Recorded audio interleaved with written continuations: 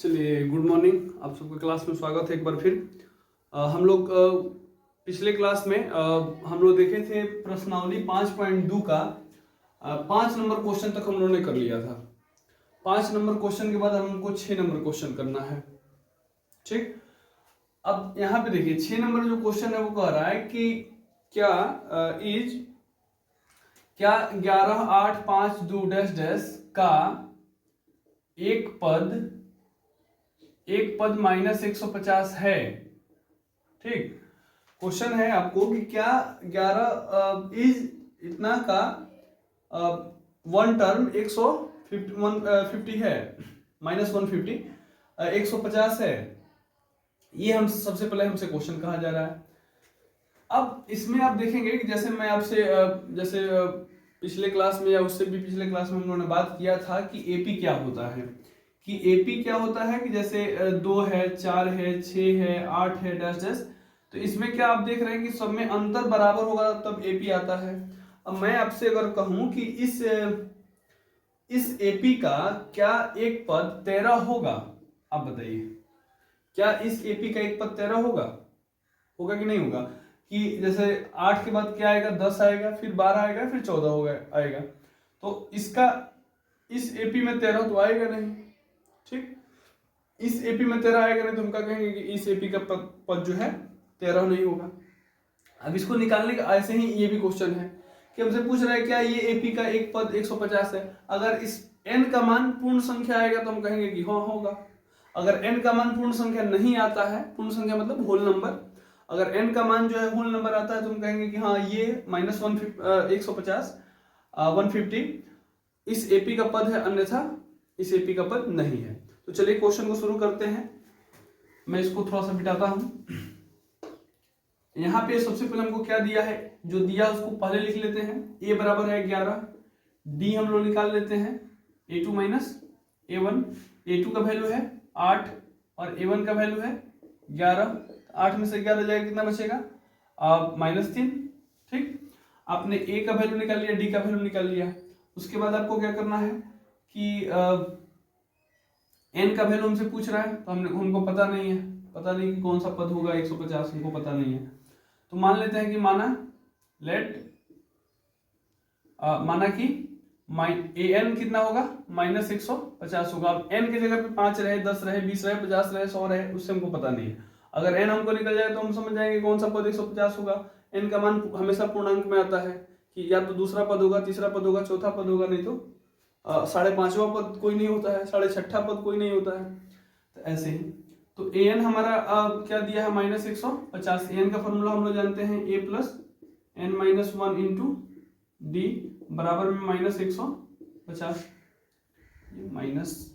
-150। a का value हमारा क्या हो गया, 11 प्लस n-1 इंटू डी का वैल्यू है हमारा -3, -150। अब आप क्या कीजिए, 11 को इधर भेज दीजिए तो इधर क्या बच जाएगा, n-1 इंटू -3। 11 को जब हम इधर भेजेंगे तो क्या हो जाएगा 150, और माइनस में है ना, सॉरी प्लस में है ना, तो यहाँ पे क्या आ जाएगा -11। समझ में आया ना, ये इधर आ गया। अब यहाँ पे n-1 इंटू -3 बराबर -150 और 11 कितना होगा, -161। अब थोड़ा सा मैं यहाँ बना रहा हूँ। अब यहाँ पे हम लोगों ने कर लिया n-1, ये -3 अब क्या कहाँ चला आएगा, गुना में है ना, कितने बचे कहेंगे कि नहीं माइनस में है, -3 गुना में है। यहाँ इन दोनों में क्या हुआ है, गुना हुआ है। तो जब गुना में होता है तो कोई भी संख्या इधर जाता है तो डिवाइड में आ जाता है, भाग में। -161 बट्टा में -3, माइनस से माइनस कट जाएगा, 3 से इसको काटिएगा तो आप कितना आएगा, n-1 इंटू 15 53.33 भाग करके देख लीजिए।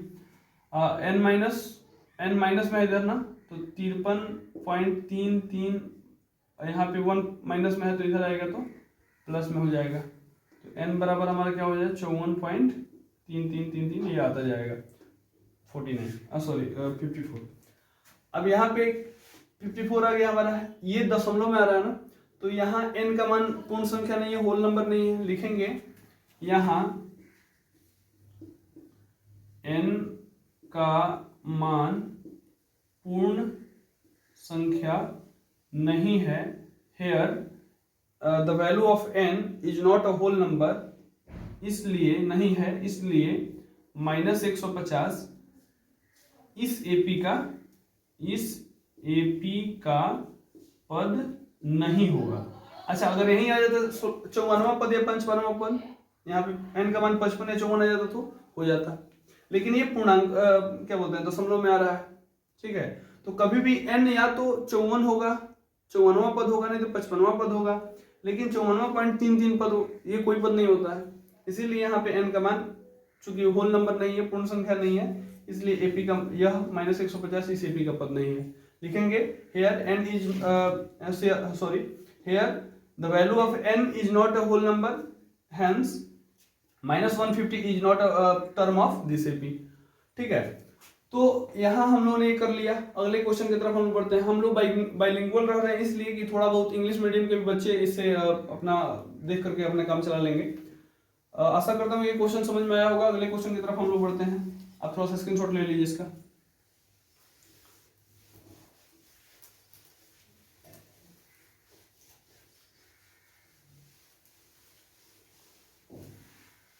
चलिए, तो छठा क्वेश्चन हो गया। उसके बाद सातवां क्वेश्चन हम लोग को देखना है। सातवां नंबर क्वेश्चन हमको क्या कह रहा है कि उस एपी का 31वां पद ज्ञात कीजिए जिसका 11वां पद 38 है और 16वां पद 73 है। हमको फाइंड करना है 31st term. What is the 31st term of this AP? ठीक है, विच जिसका 11वां पद जो है 11 जो टर्म है वो दिया है 38 और जिसका 16वां टर्म जो दिया है 73। तो सबसे पहले जो गिवन होता है उसको हम लोग लिख लेते हैं।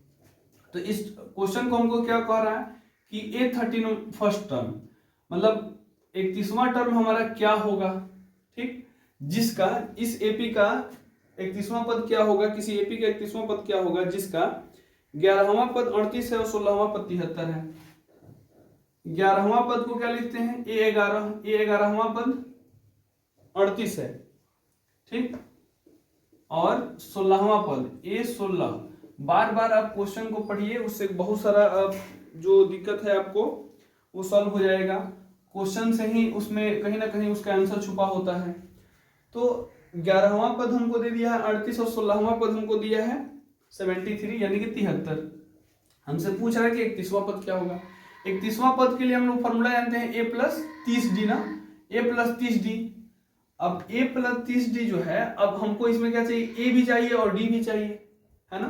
तो a का वैल्यू हमको पता करना पड़ेगा, d का भी वैल्यू पता करना पड़ेगा। a और d जब दोनों पता होगा तब हम इस क्वेश्चन को कर पाएंगे। अब यहाँ पे देखिए, इसको आप पहले भी बना चुके हैं, मैं फिर एक बार देख रहा हूं।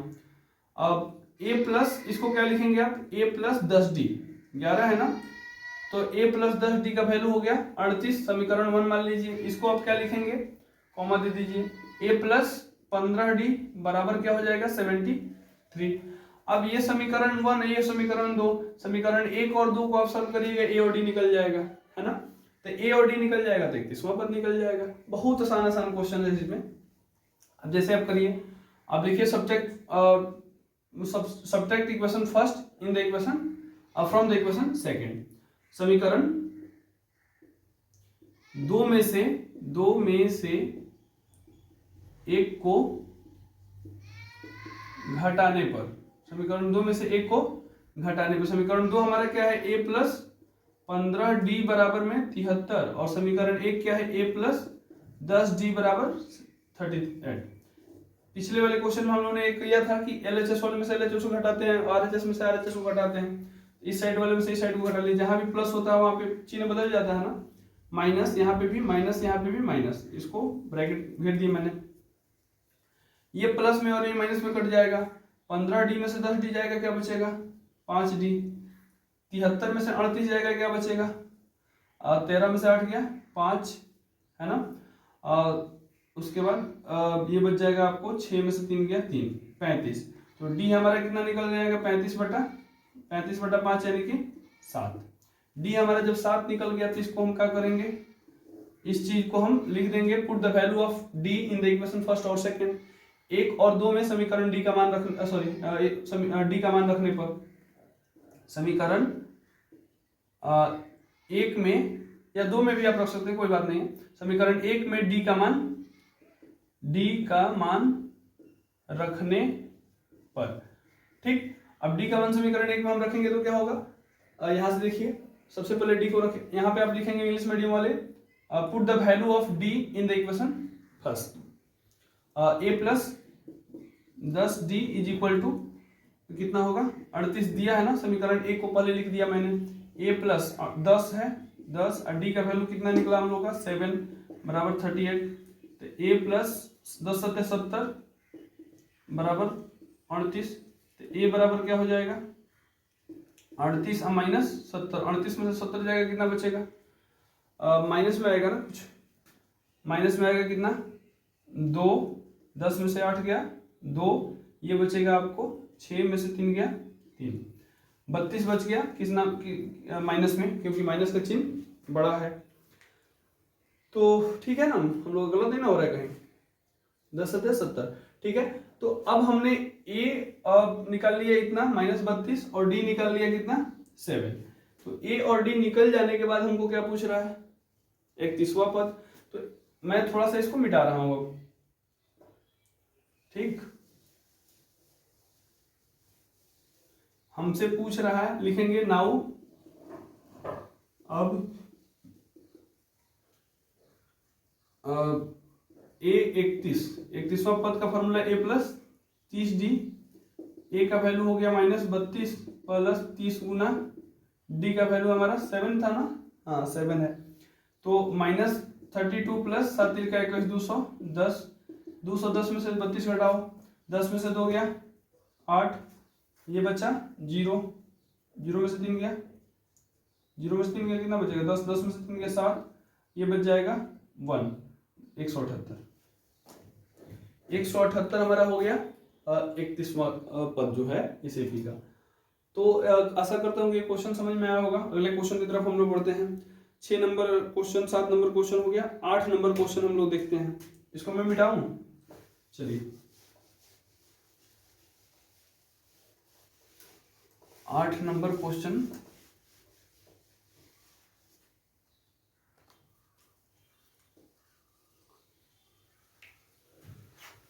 अब देखिए जरा कि किसी एपी में 50 पद हैं, there is an AP which has 50 term.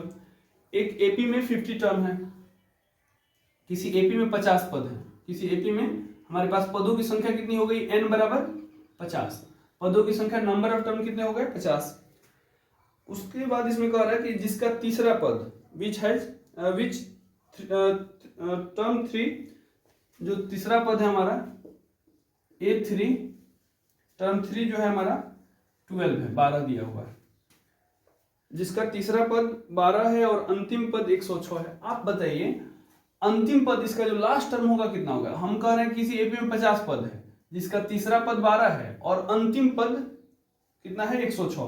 तो किसी एपी में जब 50 पद होंगे तो अंतिम पद कौन सा होगा, 50वां पद ही होगा। हम कह रहे हैं कि यहाँ से 50 बच्चे ऐसे लाइन में लगे हुए हैं, तो अंतिम जो बच्चा है वो राहुल है। इसका मतलब क्या है कि इधर से पहला से अगर इधर से शुरू किया जाए तो 50वां बच्चा राहुल होगा। तो किसी एपी में 50 टर्म है, ठीक, किसी एपी में 50 टर्म है जिसका तीसरा पद 12 है, अंतिम पद आपसे पूछ रहा है, तो अंतिम पद क्या होगा, 50वां पद ही होगा, ठीक। तो अंतिम पद यानी कि A50 इज इक्वल टू 106। तो इस क्वेश्चन में हमसे कहा क्या जा रहा है कि हमको 29वां पद ज्ञात करना है, यानी कि A29 बराबर find out A29 terms, 29 term हमको फाइंड करना है। अब यहाँ पे वाट कर दीजिए। सबसे पहले ये दोनों इक्वेशन दिया है ना, यहाँ पे आप लिखेंगे A प्लस कितना, A प्लस 2D बराबर में 12, समीकरण 1। इसको क्या लिखेंगे, A प्लस 49D बराबर में 106। अब आपने देखा कि 50 है तो A प्लस 49D लिख लेंगे हम लोग बराबर में 106, A प्लस 2D बराबर 12। ये क्वेश्चन एकदम उसी प्रकार क्वेश्चन है जैसे 7 नंबर हम लोगों ने क्वेश्चन किया। फिर दोनों समीकरण को हम लोग हल करेंगे। दोनों समीकरण को हल करने के बाद हमारा ए और डी निकल जाएगा। ए और डी निकलने के बाद हम ये क्वेश्चन इसमें हम रख देंगे a प्लस 28d, तो हमारा ये निकल जाएगा। देखिए मैं कर दे रहा हूं, आप थोड़ा सा a प्लस 49d आप लिख लीजिएगा। समीकरण 1 में से 2 को हटाने पर ये सब जो फॉर्मुलेटीज है वो अदा कर लीजिएगा अपना। a प्लस 49d बराबर में कितना है 106, a प्लस 2d बराबर में कितना है 12। इन दोनों समीकरण को घटाइए, इस दोनों को काट दीजिए। शायद ये कितना बच जाएगा, 49 में से 2d जाएगा 47d, और ये कितना बचेगा 106 में से 12 जाएगा, कितना बचेगा 106 में से 12 जाएगा 94, ठीक है ना, 6 6 12। तो अब ये 2 मर्तबे कट जाएगा, d बराबर हमारा 2, d का वैल्यू इसमें रख दीजिए। तो मैं डायरेक्ट कर रहा हूँ, आप कर लीजिएगा। लिखिएगा d का मान समीकरण 1 में रखने पर, d का मान समीकरण 1 में रखने पर क्या होगा, समीकरण 1 हमारा क्या है, आप लिख लीजिए put the value of d in the equation first. समीकरण 1 में रखने पर तो a प्लस 2d बराबर है 12। अब 2 में भी रख सकते हैं, कोई उससे बड़ा इशू नहीं है। a कितना है नहीं दिया है, d कितना है दे दिया है 2 बराबर 12, 2 दूना 4, 2 दूना 4 सॉरी 2 दूना 4 इधर जाएगा तो क्या हो जाएगा, a बराबर हमारा हो जाएगा 8, 4 इधर जाएगा तो 12 में से 8 घट जाए, 12 में से 4 घट जाएगा ना, तो 8 बचेगा। तो a हमारा 8 निकल गया, d हमारा 2 निकल गया। तो a 29 हमसे पूछ रहा है, तो a 29 के लिए फॉर्मूला क्या है, a प्लस, थोड़ा सा मैं इसको घेर रहा हूँ, a प्लस 28d।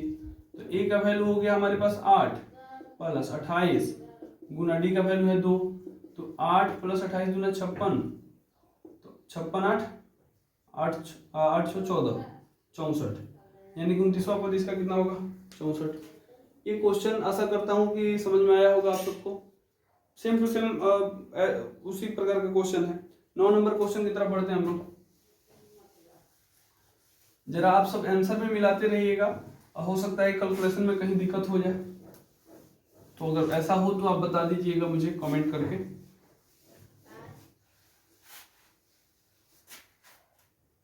गलतियां किससे नहीं होती है, सब कोई मनुष्य होता है, मनुष्य ही गलती करता है। मनुष्य में और ईश्वर में या पैगंबर में क्या अंतर है, मनुष्य गलती करता है, उससे सीखता है, आगे बढ़ता है। ईश्वर गलती ही नहीं करते हैं, पता ना गलती करते ही होंगे भी कि नहीं। तो शायद गलतियां सबसे होती हैं 9 नंबर, लेकिन उस गलतियों से हमको सीखना चाहिए और आगे बढ़ना चाहिए। 9 नंबर जो क्वेश्चन है, यदि किसी एपी के तीसरे और 9वें पदों का पद क्रमशः if the third and 9th term of this AP 4 और -8 है। 9 नंबर क्वेश्चन देख लीजिए। यदि किसी एपी का तीसरा और 9वां पद, तीसरा पद मतलब A3 बराबर 4 और A9 is equal to -8, if the third and 9th term of this AP is 4 and -8 respectively, तो इसका कौन सा पद शून्य होगा। तो हमसे पूछा जा रहा है कि इसका कौन सा जो टर्म होगा वो 0 होगा। फिर वहीं a प्लस 2d बराबर कितना दिया हुआ है 4, और a प्लस 8d बराबर कितना दिया हुआ है -8, है ना। अब 2d और 8d ये दोनों है ना। तो अब इन दोनों समीकरण से हम क्या करेंगे, इसको समीकरण 1 मानिए, इसको समीकरण 2 मानिए। दोनों समीकरण को आप हल कीजिए, ठीक। दोनों समीकरण को हल करने के बाद a और d निकालिए, जैसे पिछले हम लोग किए थे। a और d निकालिए, d निकालने के बाद क्या हो जाएगा, उसको पूछ रहा है कौन सा टर्म हमको 0 है। तो कौन सा मान लेंगे कि लेट nवां टर्म क्या होगा 0 होगा। लेट माना कि जो nवां टर्म होगा वो क्या होगा 0 होगा। अब इसको थोड़ा सा करिए, समीकरण 1 और 2 से आप लिख लीजिएगा। 8d बराबर -8, a प्लस, इसको लिखते हैं a प्लस 2d बराबर 4, यहाँ पे माइनस माइनस माइनस ये घेर दिया हमने, प्लस माइनस 1 कट गया। 8d में से 2d जाएगा, कितना बचेगा 6d। 8d में से 2d जाएगा 6d, इसमें से 1 हटाएंगे कैसे होगा 8 और -4 कितना हो जाएगा, माइनस माइनस है ना दोनों, तो माइनस माइनस प्लस होता है, दोनों जुड़ जाएगा। 8 4 12, d हमारा कितना हो जाएगा -12/6, तो -12/6 क्या आ जाएगा -2। अब d का मान हमारा 2 निकल गया, d का मान हम समीकरण 1 में यहाँ पे रख देंगे, तो यहाँ क्या हो जाएगा -4, है ना। तो इसको इधर कर देंगे तो क्या निकल जाएगा 0। ठीक है, कोई गलती नहीं ना हो रहा। किसी एपी का 50, तीसरा और 9वां पद 4 और -8 है। ठीक है, तो ठीक है, तो इसका कौन सा पद शून्य होगा। तो यहाँ हम लोगों ने देख लिया, डी निकाल दिया, तो डी का वैल्यू आप निकालिए। डी का मान समीकरण 1 में या 2 में कहीं रख दीजिए, रखने पर डी का मान समीकरण 1 या 2 में आप कहीं रखिए। अब इसको आप 1 मान लीजिए, इसको आप 2 मान लीजिए, सॉरी। तो यहाँ पे क्या हो जाएगा, a प्लस 2d बराबर 4 है ना, तो a प्लस 2, ठीक है, और d का वैल्यू है -2 बराबर 4, तो a माइनस 2 दूना 4 हो जाएगा ना, बराबर में 4, तो a बराबर हमारा क्या हो जाएगा 8, माइनस में है उधर जाएगा तो प्लस में हो जाएगा ना, तो माइनस माइनस प्लस 4 4 8, तो a हमारा 8 निकल गया, d हमारा इतना निकल गया, तो इसका कौन सा पद शून्य होगा, कौन सा पद, यानी कि हमको क्या निकालना है, कौन सा पद, which of the term n हमको फाइंड करना है। तो an हमारा दिया है 0, है ना, वहां से, तो a plus n minus 1 into D बराबर 0, तो a हमको है 8 प्लस n हमको फाइंड नहीं है 2, और d हमको कितना दे दिया है, d -2 बराबर में 0। ठीक, तो यहाँ से 8 क्या हो जाएगा, 8 उधर जाएगा ना, तो n -1 -2 बराबर, ये 8 उधर जाएगा तो -8 हो जाएगा, चूंकि प्लस में है, तो ये अब बटा में कर लीजिए। थोड़ा मैं इसको ऊपर कर रहा हूँ, शायद नीचे दिखाई ना दे, तो इसको मैं मिटा रहा हूँ।